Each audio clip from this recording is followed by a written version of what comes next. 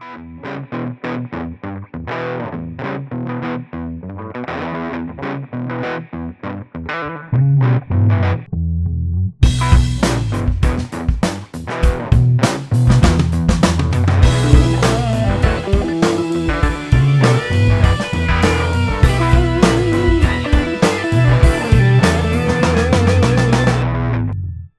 welkom by hierdie episode van C'est la Vie. Baie welkom Gerard. Dankie Dreyer, welkom aan jou. Dankie. Dit is regtig koud. Dit is koud. Daar hulle praat van sneeu op verskillende plekke. Ek het vinnig op Facebook gesien daar is 'n sneeu wat op. Maar baie dun, is daai wat jy op die sneeu trap en dan is daai sneeu waar jy getrap het, is klaar weg. As dit 1 jaar toe ry ons deur al die pad Swartberg toe en ons het letterlik soveel sneeu gekry in daai hele berg. Net Ja. dit was onder 'n klip.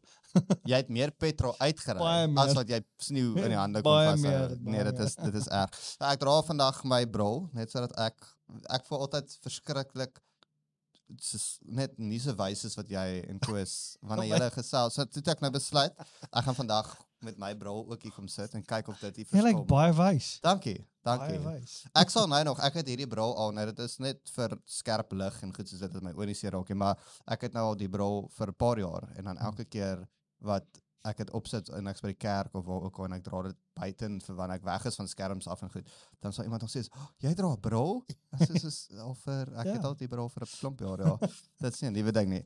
Nou, ons het gister begin met hierdie nuwe reeks, Burnout is nie 'n siekte nie, en gister was ook Pinkster Sondag gewees, waar ons die uitstorting van die Heilige Gees herdenk, terugdink aan daardie dag en wat daar gebeur het, en jy het toe ook genoem dat wanneer dit kom by die Gees, is daar baie hoekoms. Daar's baie hoekoms rondom die Heilige Gees, en veral as dit kom by dinge soos talespraak, wat ek dink ons nou 'n bietjie meer oor kan sê.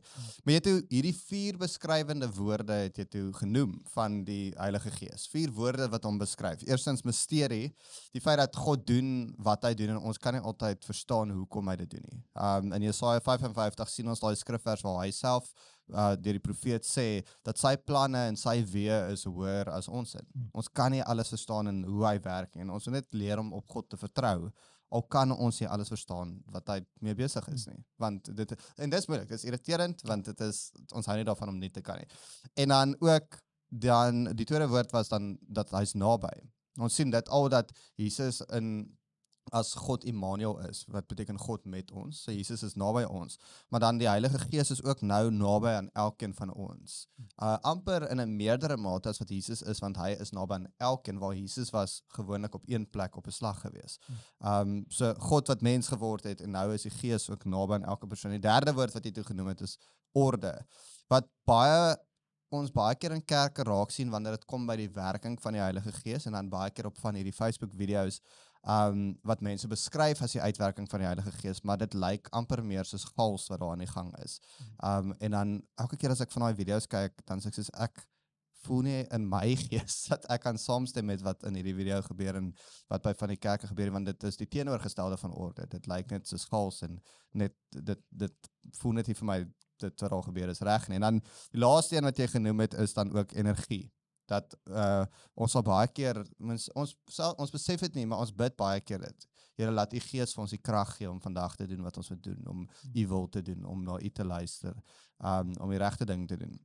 En ek dink, daardie een woord, die eerste een wat jy genoem het van mysterie, ek dink, dit is vir ons 'n moeilike een. Veral vir myself, ek sukkel, want ek soek bewyse van goeders. Ek bid baie keer en ek sê vir die u weet ek is 'n swak gelowige, want ek hou van evidence van sekere goeders ook. So ek wil die volle prentjie kan sien. En anders sukkel ek baie keer om te vertrou, alhoewel ek probeer. En ek is baie in gesprek. Maar ek dink ons kan 'n bietjie meer gesels oor die misterie gedeelte ook. Ja, Dreyer, ek dink daai eerste woord is die groot een is misterie. Want ons gaan nie alles van God moontlik kan verstaan nie, net soos dit kom by die werking van die Gees. Moet ons amper met dieselfde hart aan toe gaan. Ons gaan onmoontlik nie alles van die Heilige Gees 100% kan verstaan nie. En as dit kom by die vervulling van die Heilige Gees, dan het ons net op 'n paar plekke wat ons na toe kan gaan om in die Bybel om te sê, wat het daar gebeur? Want daar is nie vir ons 'n uiteensetting en 'n presiese verduideliking van hoe dit gaan werk nie. So, kom ons gaan net gou vinnig. Daar was 7 keer wat daar genoem word waar daar 'n vervulling van die Heilige Gees was en wat gaan gebeur het. Die een keer was daar die spreek in 'n taal onbekend aan die spreker, maar dit was 'n bekende taal aan die hoorders van daardie woorde. En dan, dit wat die mense gehoor het, was, hulle het gepraat van God se groot dade. So die disippels en die mense wat gevul is van die Gees, het hierdie taal gepraat wat onbekend is aan hulle self. Maar die hoorders het verstaan en het gepraat oor God se groot dade. Daai is 'n baie belangrike deel. Ons het gepraat van God se groot dade. Die tweede keer, daar was 2 keer wat ons ook kan lees, wat hulle in tale gespreek het. En hierdie taal was waarskynlik 'n taal wat onbekend aan die spreker en die hoorder was. So, 2 keer kan ons daardie misterie amper van lees. Een keer het die woord van God hulle gehelp om met vrymoedigheid te praat. Een keer het hulle God groot gemaak. Een keer is hulle gevul met blydskap. Een keer het hulle geprofeteer en een keer was daar geen reaksie of geïnspirerende optrede vermeld nie. Dit wil sê hulle was gevul met die Gees. Nou, hierdie disippels of hierdie mense wat ons nou daar gesien het, wat gevul was met die Gees, dit het natuurlik die eerste keer gebeur, maar dit was ook nie die enigste keer wat dit gebeur het, want hier kan jy sien, dit het 'n paar keer gebeur, hulle was gevul met die Gees en toe gebeur iets daarna. Ja.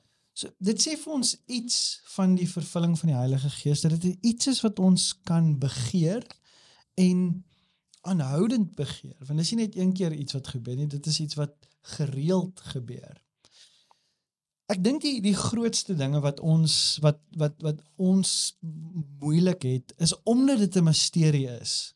Dan, jy weet, is ons okay daarmee partykeer dat as vreemde goed gebeur, dan skryf ons dit net toe aan die Heilige Gees. Ja. Maar Paulus skryf aan 1 Korintiërs 12 vers 1 en sê hy, en wat die geestelike gawes betref, broeders, wil ek hê dat julle nie onkundig moet wees nie. Nou onmiddellik, nou 'n goeie vraag wat nou by meeste mense seker sal opkom, maar Gerard, jy het nou net gesê, dis 'n misterie wat ons nie kan verstaan nie, en hier sê Paulus, Ek ons wil hê julle moet onkundig verstaan, wees nie. ja. So, 'n bietjie paradoksaal, maar ek dink dit gaan oor die feit dat Paulus vir ons wil iets beskryf van wat kan ons, wat is dit wat hier gebeur? Daar is eintlik orde aan dit. Ja. Okay, so kom ons lees gedaan vers 4 van 1 Korintiërs 12. Daar is wel verskeidenheid van genadegawes, maar dit is dieselfde Gees. En daar is 'n verskeidenheid van bedieninge, en tog is dit dieselfde Here. En daar is 'n verskeidenheid van werking, en tog is dit dieselfde God, wat alles in almal werk. Maar aan elkeen word die openbaring van die Gees gegee, met die oog op wat nuttig is. Dit is baie belangrik.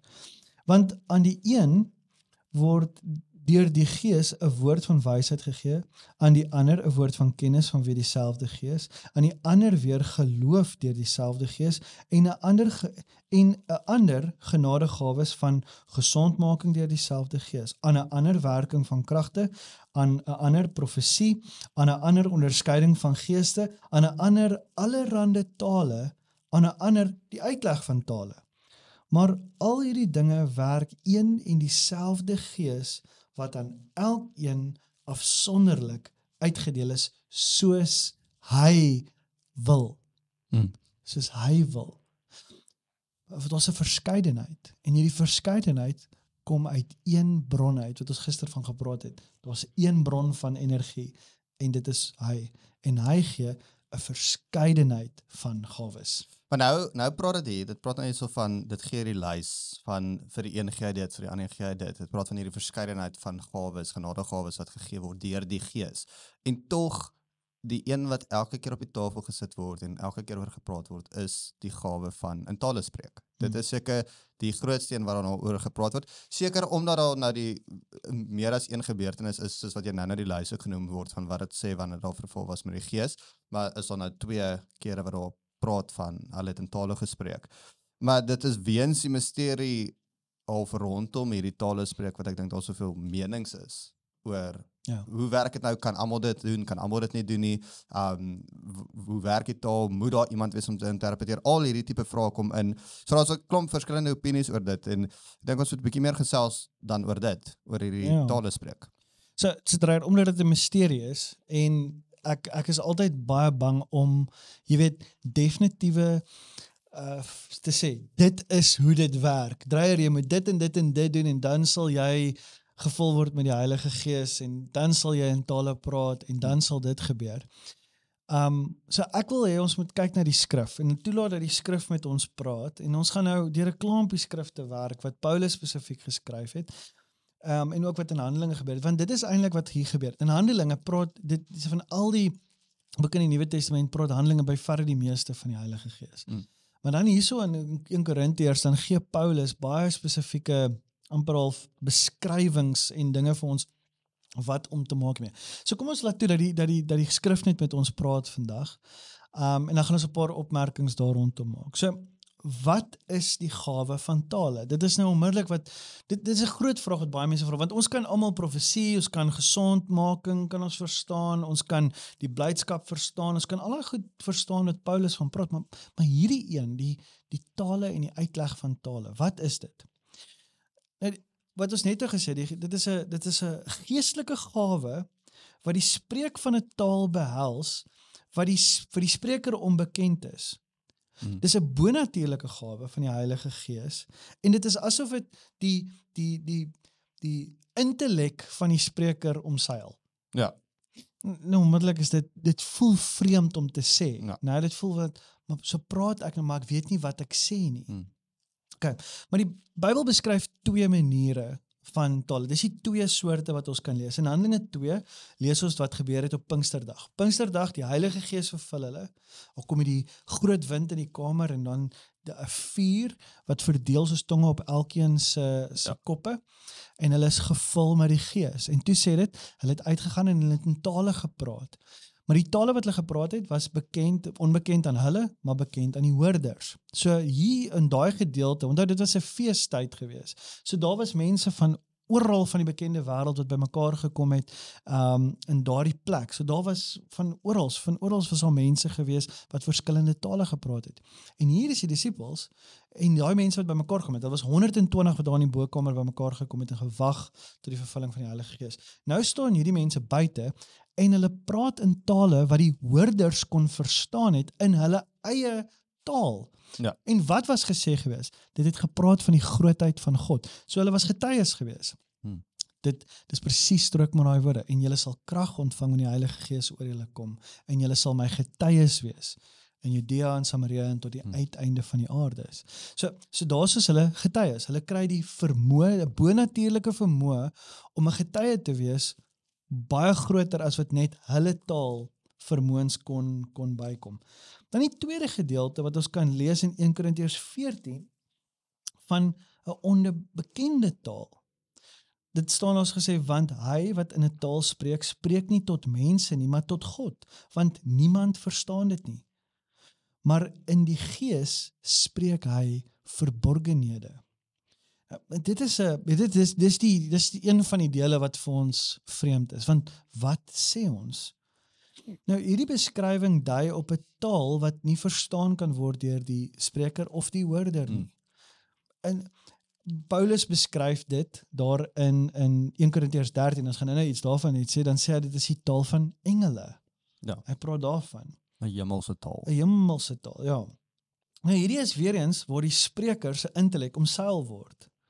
En dit is 'n baie persoonlike manier van praat. Jou gees praat met God. Waar jou woorde en jou vermoë om uitdrukking te bring tot dit wat jy wil sê, jy nie kan doen nie, doen die Gees dit vir jou. En onmiddellik is dit voel dalk soos, ja, maar ek weet nie lekker hoe ek hieroor voel nie. Maar as 'n geestelike taal wat vir jou gegee word as 'n gawe, is dit 'n baie persoonlike aanbiddingsvorm. Dis 'n aanbidding, en dit hou aan Dit is soos op 'n ander gedeelte dan praat van dit is soos strome van lewende water wat uit jou uitvloei. Jy praat vanuit jou gees uit met God. Nou ek het nou al dit self beleef. En dit is so 'n wonderlike iets, maar dit is en bly 'n misterie. En die wonder daarvan lê in die feit dat ek dit nie heeltemal kan verstaan nie. Ja. Nou onmiddellik is dit dan, vir baie mense is dit 'n uitdagende ding om te sê, ek kan nie hierdie verstaan nie. Maar dit is juis wat glo ons na toe nooi. Ja. Ons glo dit. Ons glo dat hier is God besig om iets te doen. Dit is 'n teken van die Gees se teenwoordigheid en krag. En een van baie maniere waarop God homself deur mense laat uitdruk. Nou, dit is nou dit. Dan die volgende vraag wat seker dan sal kan opkom. As dit so iets is dat talespraak iets is wat 'n gawe is die gawe van tale vir alle gelowiges. Die Bybel is baie duidelik dat die gawe van tale nie 'n universele ervaring vir elke gelowige is nie, maar eerder een van verskillende gawes wat net nou genoem is. En die Heilige Gees versprei dit soos hy wil. Ons het nou net gelees van in 1 Korintiërs 12 van die verskeidenheid van die gawes. En Paulus leer in daai gedeelte oor hierdie verskillende gawes wat gegee is. En dan gebruik hy die analogie van 'n liggaam. Nou ons is baie keer, ons het ken daai skrifvers uit ons kop uit. Ons is 'n liggaam en elke liggaam het sy deel wat hy moet doen. Maar ons skryf dit baie min toe, daai gedeelte in die gawe van die Heilige Gees, die gawes van die Gees. Ja. Ons sê, jy weet, elke ou moet in die gemeente sy deel doen en dit is so waar, maar dit is wat jy gegee word om te doen deur die Heilige Gees. En sou dit nie ingesluit gewees het, die analogie wat hy gee, om te sê, hoekom was dit nodig vir hom om dit so te beskryf en te sê dat die een kan nie dink alles belangriker as 'n ander deel nie, elke deel doen moet sy rol speel. Ja. Hoekom was dit nodig vir Paulus om dit te sê? Ja. En in die lig van die groter konteks van wat se temas ons hiermee besig in 1 Korintiërs 12, 13 en uiteindelik 14. Hoekom was dit nodig om hierdie analogie te gee?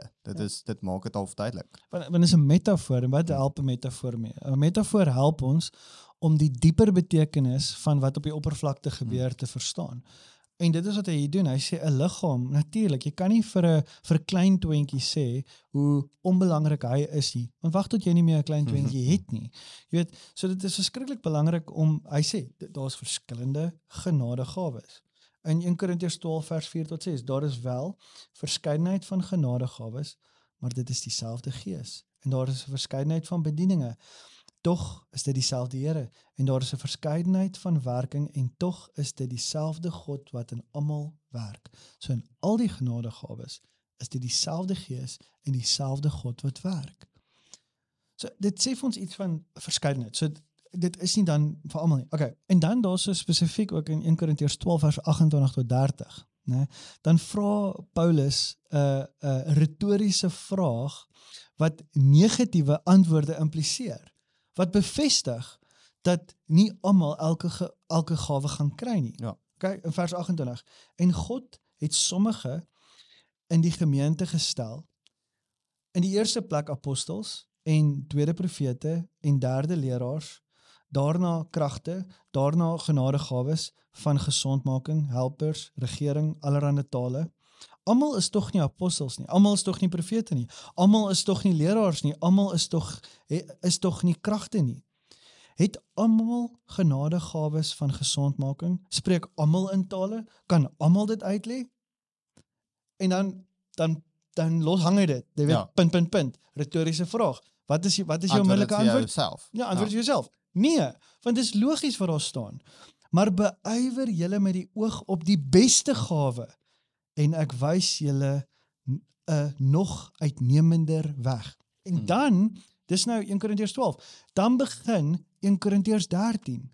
Paulus wil jou laat verstaan dat die genadegawes is 'n gawe wat iets anderste eintlik agter moet lê. Ja. En dit is 1 Korintiërs 13 wat die hele gedeelte oor liefde is. Wat dit sê, in die eerste versie in Korintiërs 13, al sou ek die tale van mense en engele spreek en ek het nie liefde nie, dan het ek 'n klinkende metaal of 'n lydende simbaal geword. Hy sê, wat help tale? Wat help al die genadegawes jou as jy nie liefde het nie? Liefde vir mense, liefde vir jouself, liefde vir God. Wat help dit jou? Ja. Dan gaan ons deur 1 Korintiërs 13. Ons het al baie hier by Selavie oor 1 Korintiërs 13 gepraat. Net by op Sondag ook, ja. Ja. Maar dan 1 Korintiërs 14, onmiddellik, hier gee hy 'n baie klomp riglyne as dit kom veral oor talespraak. In 1 Korintiërs 14 vers 2, want hy wat in 'n taal spreek, spreek nie tot mense nie, maar tot God. Want niemand verstaan dit nie, maar deur die Gees spreek hy verborgenhede, soos ons net nou gelees het. En net daar beklemtoon Paulus vir ons die plek waar hierdie gebeur. Dit is persoonlik. Hy spreek nie tot mense nie. Ja. Hy spreek tot God. So wat gebeur as ek stil word en ek het my eenkant gesprek met God, ek het my stilte tyd. Dit is daar wat ek tot God spreek en nie tot mense nie. In vers 14:4, hy wat in 'n taal spreek, stig homself op, maar hy wat profeteer, stig die gemeente op. Weereens, hy gee vir ons konteks. Hy sê vir ons, waar lê dit? In vers 5, dan sê Paulus spreek sy begeerte uit, dat almal in 'n taal sal spreek. Hy sê dit, hy spreek, hy sê, ek weet, almal van julle wens ek het toe, maar verkies profesie vir die opbou van die kerk. Met ander woorde, wat mense hoor en mense verstaan, wanneer die goeie nuus gedeel word.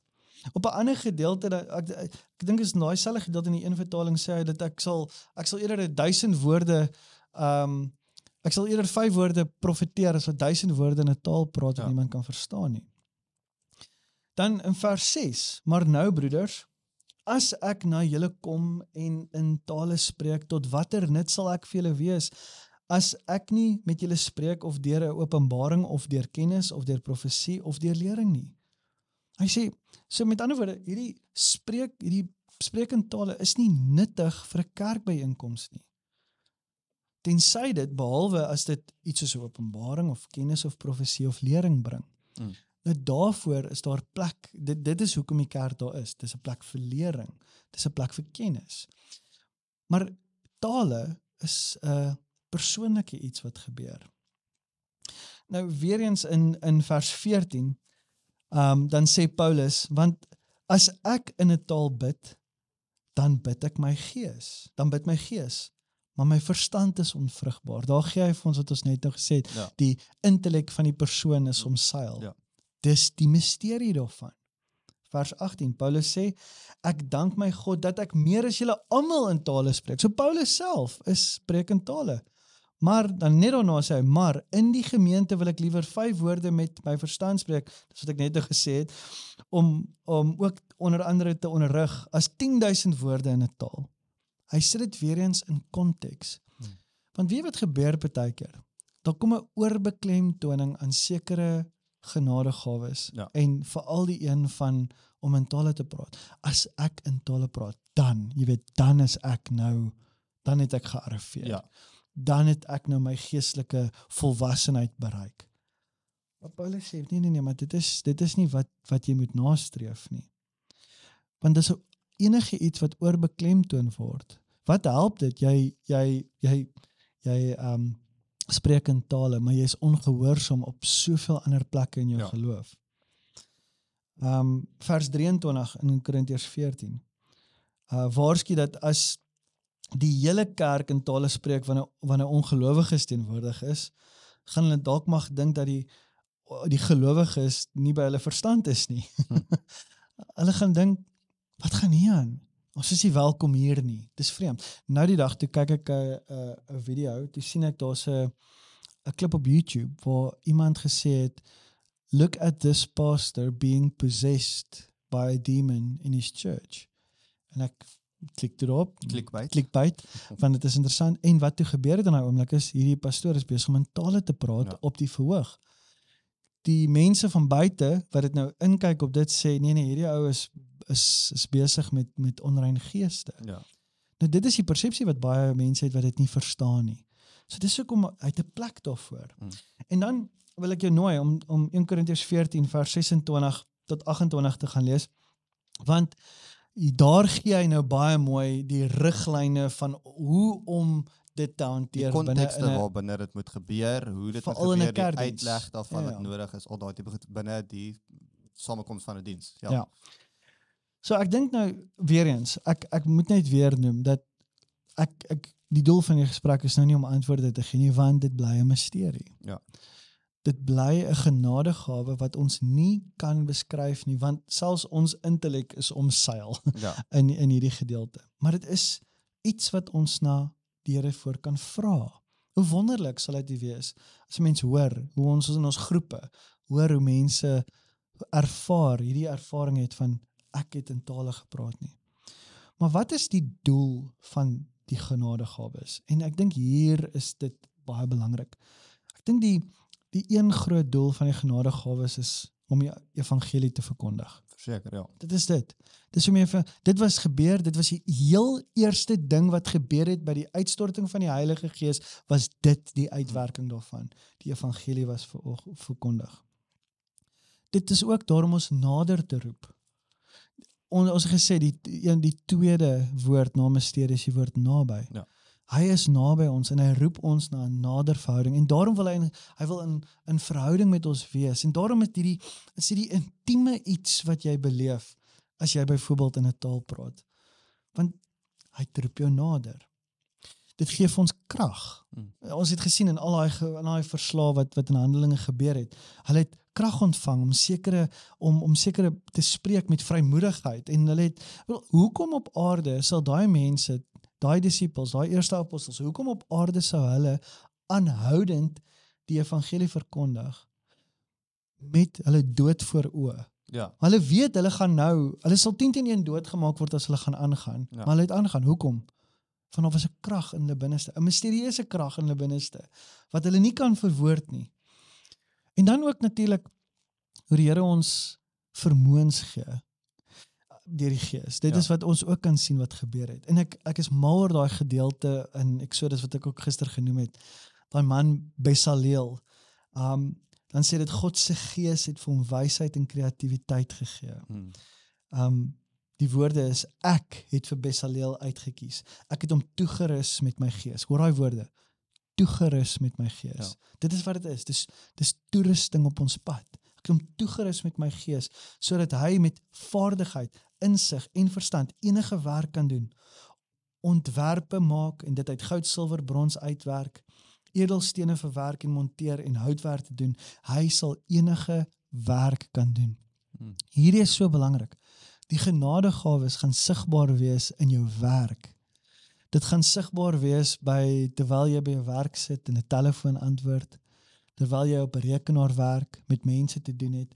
Dis waar jou genadegawe die meeste sigbaar gaan wees. Dat as mense na jou lewe kyk, gaan hulle nie sê, daai persoon lyk so heilig want hy praat in hemelse tale nie. Nee, dat hulle na jou elke dag lewe sal kyk en sê, joh, daai dreier, hy leef met 'n krag in hom wat my verstand te bowe gaan en ek soek dit, ek soek daai bron.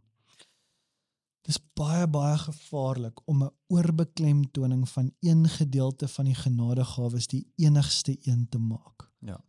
Die vrug van die Gees Galasiërs 5, ja. moet dit vir ons sê. Ja, maar dit sê daar in Galasiërs 5, maar die vrug van die Gees is liefde, blydskap, vrede, geduld, vriendelikheid, goedheid, getrouheid, sagmoedigheid, selfbeheersing. Wat help dit jy spreek in tale, maar jy het ook geen selfbeheersing Presies. in jou lewe nie. So, met ander woorde, hoe lyk dit prakties in 'n dag soos elke dag? Ek het nou 'n dag gehad waar ek baie ongeduldig was. Ek gaan vanaand, voordat ek gaan slaap, gaan ek in my kamer in en ek gaan bely. Ek sê, Here, ek het vandag so gesukkel met hierdie. Ek het hierdie en Here, help my. Here, rus my toe. En daar's dalk 'n oomblik wat jy dan ervaar hoe jy in 'n taal wil praat en jy praat in 'n taal en jou gees bely dieselfde vir God en die volgende dag wanneer jy blootgestel word tot dieselfde iets, dan is daar iets in jou binneste wat sê, wag, miskien moet ek nou anders te reageer en jy word gehoorsaam. Dit is hoe die Gees ons lei. Ja. Dis 'n elke dag, Here, ek vul my met die Gees, help my, wys my hoe, lei my hoe om hierdie lewe te leef, Ja. dat ek 'n lewe van krag sal beleef. Jesus self het gepraat van tale. Nou, Jesus het op 'n stadium aan in Markus 16, dan sê hy, en vir die wat geglo het, sal hierdie tekens volg. In my naam sal hulle duiwels uitdryf, met nuwe tale sal hulle spreek. Wat is dit? Wat sê Jesus dan? Is Jesus nie dan daar besig om te sê dat almal wat hom glo moet dit doen nie? Daai, ek weet nie, dalk is dit wat, dalk sê Jesus daar, beskryf hy nou hierdie tale, maar dalk is dit ook oor 'n nuwe manier van praat, waar die Here se Gees ons lei om op 'n nuwe manier die evangelie te te verkondig. Ek sien nie daar 'n nuwe evangelie, 'n nuwe manier van gee. Jy kyk met 'n nuwe deernis na iemand wat jy ken wat verlore is, en jou hart breek vir daai persoon. Jy sien hoe leeg, soos ons gister genoem het, die persoon lyk uitgebrand, uitgetam, uitgeput van die lewe. Ja. En jou hart breek in jou binneste. En jy vra, Here, lei my, help my met woorde. En die Here help jou om dit te doen. Ons het nou vanoggend by ons span saam met ons het ons bietjie gesels, en ek het jou vertel van 'n laasweek wat ek so geleentheid gehad het, wat ek net geluister het na ietsie kleins. Net ietsie kleins. En was gehoorsaam in dit, en iets wonderlik het in iemand se lewe gebeur. En ek het myself toe half beloof om te sê dat ek gaan meer luister na die klein ietsies waarvoor ek kan gehoorsaam wees in die elke dag. Want baie keer is dit al wat nodig is, en die Heilige Gees doen 'n wonderlike werk. So, kom ons vat dit saam. Daar is in die werking van die Heilige Gees altyd hierdie misterie. En dit is die wonder van ons geloof, dat ons gaan nie alles van God kan verstaan nie. Maar ten minste in die dele wat ek weet, waar dinge net de mekaar is, en ek weet nie altyd wat om te beskryf, weet ek daar is een wat weet, en dit is hy in wie ek glo. So dit is 'n misterie, maar hy is naby my. En Jesus gee sy Gees. Jesus het gesê daar vir sy disippels, ek gaan my Gees vir julle gee, ek gaan vir julle 'n ander trooster stuur. Dis die woord allos parakletos. So Jesus sê daarso, want Jesus was 'n parakleet. Jesus was die een wat naby hulle was, by hulle, langs in hulle geloop het. Jesus sê, ek gaan nou vir julle 'n ander een stuur, wat net soos ek is. Ja. So weer eens, Dreyer, as jy met jou genadegawes kyk, en dit strook nie met wie Jesus was nie, is dit dan 'n genadegawe? Jesus se lewe kom wys vir ons hoe lyk 'n lewe wat gevul is met die Gees, want Jesus was gevul met die Gees gewees. So hy's naby ons. Hy bring orde. Waar dinge woes, leeg en donker is in ons lewens, bring die Gees orde. Hy bring lig, en hy gee vir ons 'n energie om in hierdie lewe te leef met 'n volheid en met 'n sprank. So, dit is iets wat ons moet begeer. Dis iets wat ons kan begeer, dis iets wat ons mag begeer. En ons het gister juis almal genooi om in hierdie week 'n eenvoudige gebed te bid. Here, vul my. Vul my. Wat ook al dit beteken.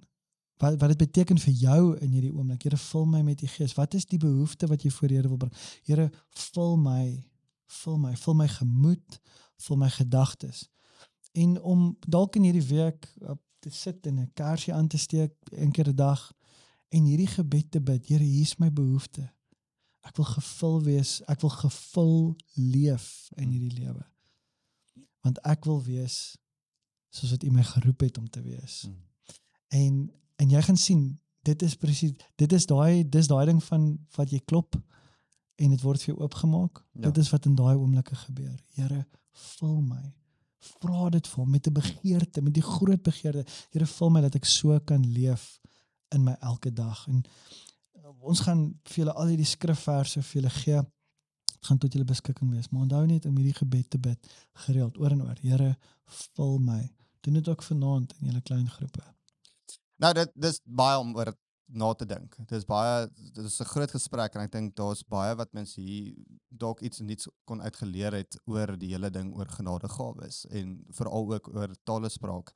En ons wil julle uitnooi in julle klein groep om saam te gesels oor dit. Wat het jy geleer uit vandag se gesprek uit? Wat het vir jou uitgestaan? Iets wat jy dalk nie geweet het nie. En dan wil ons jou uitnooi om weer in te skakel vir volgende week se C'est la vie episode. Lekker week vir julle verder.